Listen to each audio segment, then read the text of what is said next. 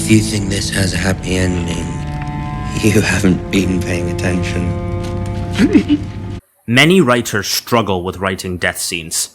Known in the writing world as killing your darlings, creating a great death scene for a character can be difficult for a number of reasons. You may have grown so close to the character that even the thought of harming them makes you emotionally invested and you can't bring yourself to do it. Maybe you've created a character that's so evil that you want to see them get the worst fate possible, but you're worried that having them get all their limbs torn off and burned to crisp slowly by a dragon, then made as display pieces, might be a bit much. Or perhaps the most common reason. You're confused as to what purpose the death of your character means for the overall story. Has it been earned? Will the audience care as much as you do? These are all questions you should be asking yourself, and I think there's no better example on TV right now about how to create effective death scenes than the hit HBO fantasy show, Game of Thrones.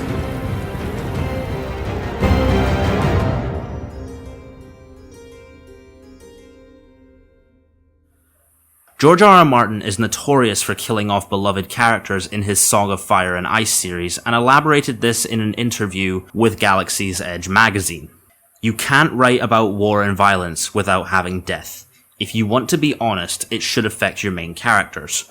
Once you've accepted that you have to include death, then you should be honest about death and indicate it can strike down anybody at any time. I think a writer, even a fantasy writer, has an obligation to tell the truth, and the truth is, as we say in Game of Thrones, all men must die.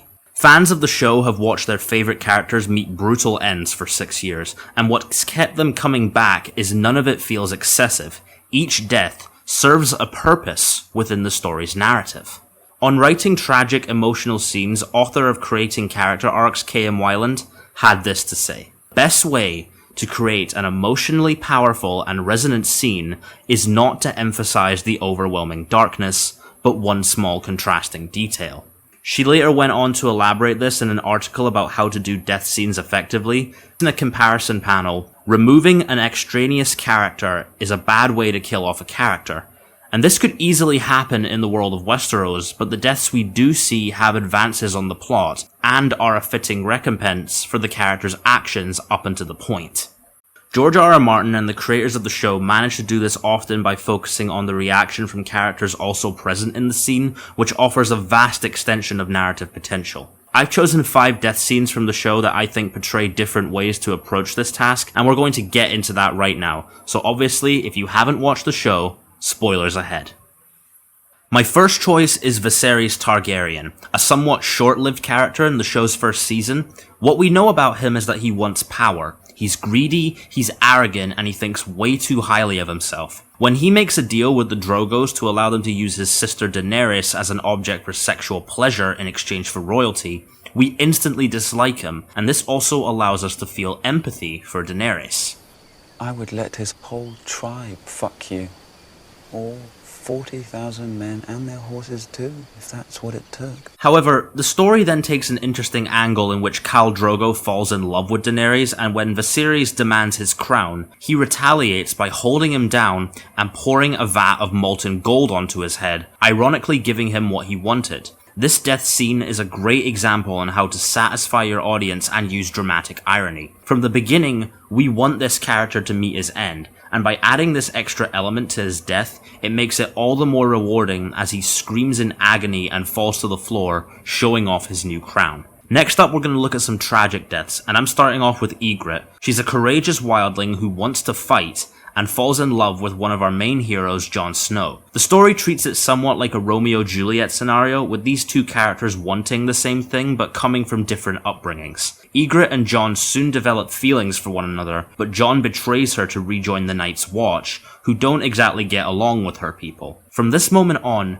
she vows to kill him even though she still has feelings for him, and in her final moment she has a chance to kill Jon but is shot in the back by Ollie, a character that Jon had been training. As she dies, they look into each other's eyes one last time as she utters her most well-known phrase.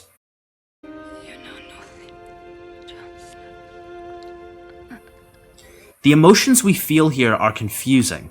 On the one hand, Jon should feel relieved as he's narrowly escaped death. Ygritte hesitated to kill him as her feelings for him prevented her from acting, and Ollie's part in her death have an effect on Jon, as this also makes him partially responsible, linking all three, and that's where the tragedy settles in.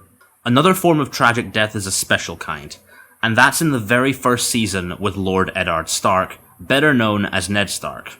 Perhaps the casting of Sean Bean should have warned us right away, but he's presented immediately as the Lord of Winterfell with many responsibilities. But we also get to see him as a father to his children, which makes us relate and empathize with his family man side. Here, he shows us that he's tough but fair, and a loving man. Once he finds out the truth about the parenthood of the Baratheon children, Cersei Lannister has King Robert Baratheon killed and Ned accused of treason, which later results in his death. This death scene is effective for a few reasons. It shows that no character is off limits from death right away, and this makes us fear for the other characters we've grown to love, as we think of Ned as the show's hero until his death at the end of the first season. It also portrays the complex nature of his humanity, as he was willing to sacrifice his position to expose the truth about the corruption within the kingdom. His death is truly one of the most heartbreaking and tragic, but in a different way, as if this character can be killed, then we fear for the others, and no one else is safe. Let's talk about how to do the death of a villain for the last two picks.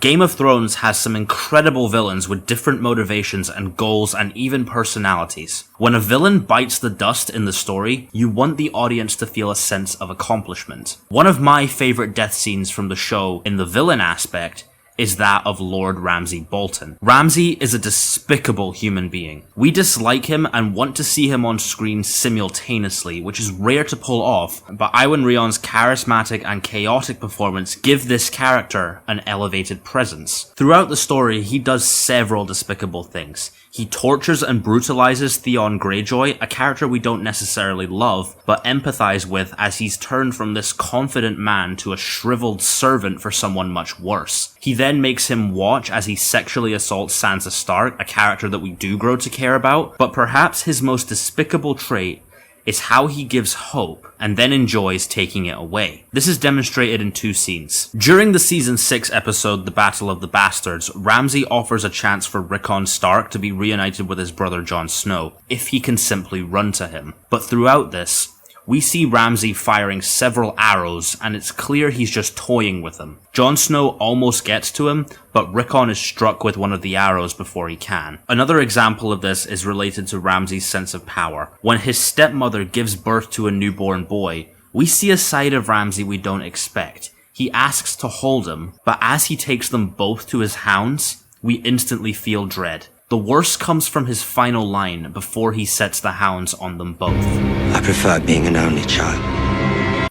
Back to Battle of the Bastards, when he loses in the later battle, he's dishonored. We see him bloody and tied up in the same location as his hounds, and Sansa proudly tells him that he's lost. We recall back to when Ramsay said that he hadn't fed his hounds in a long time, and once they're released to him, they lick his face for a while. And even as Ramsay tries to claim that they are loyal beasts, they feast on him like any other snack. What makes this death scene so satisfying is it shows a character we hate lose everything. He's lost his power, he's lost respect, he's lost honor, and afterwards he loses his face, suffering the same fate he gave to innocent people. It's the textbook example on how to do a satisfying villain death. He gets everything that he deserves, and it's glorious. I'm going to use one more death to highlight killing off a villain, and this one is satisfying in all the same ways, but there's a difference in the execution that I've always noticed. Season 4 of the show gave us the death of Joffrey Baratheon, one of the show's most infamous characters. Presented as a bratty child with a lust for power, he shares a lot in common with the likes of Viserys Targaryen and Ramsay Bolton. Through the course of the show, he ordered the death of Ned Stark, made Sansa stare at his decapitated head, and was shown to have a nasty temper when anyone disagreed with him. The only person who truly stood up to him was Tyrion Lannister, which makes us root for him more. In his death scene, he chooses to humiliate Tyrion and is poisoned by his wine after he takes a proud drink. They don't make this scene peaceful or instant. Joffrey chokes, he retches on the ground, he vomits, he's bleeding from his nose and ears, varicose veins are showing. He's not having the best day. But I believe this scene does something different that Ramsay or Viserys didn't elaborate on as much. It shows us Joffrey's true nature. As he begs and holds on to his mother Cersei, it's like a child grasping his mother for guidance. He can't speak, he's lost, and he knows he's going to die, and chooses to spend his last moments clinging to his mother one last time, and giving the final blow to Tyrion Lannister as he points at him while he breathes his last breath. This is a perfect death scene. Not only is it crafted with such tension and brilliance, but there's so many emotions going on. Worry, fear, realization, satisfaction, and then all the way back to worry. Everything happens so fast that, like the Red Wedding, we go through so many different emotions at once. The Red Wedding is also a great death scene, but that deserves its own video. What I learned from George R.R. Martin here is that death, whilst honest, cannot be excessive. When crafting a death scene, you must remember to have a purpose for it, focus on the emotion, give it a good payoff, and most of all, make it advance further conflict. Death is such a tragic part of life that its natural characters should experience that too, and every emotion that goes along with it. I eagerly await what season 7 of the show and the Winds of Winter are going to bring us, but one thing's for sure, not many of our favorite characters are getting out alive. It's gonna be a bloodbath. How did you? Hey guys, thank you so much for watching this video, and I want to give a very special shout out to my good friend Kimber for assisting me in the writing process. She's the biggest Game of Thrones fan I know, and starting tomorrow, her and two of my other friends, Tom and Cal, will be doing a Game of Thrones after show called The Night's Watch at 9 PM Eastern Standard Time, starting with a recap of Season 6. All details are in the description, and if you guys like this video, hit the subscribe button, and I'll see you guys next time.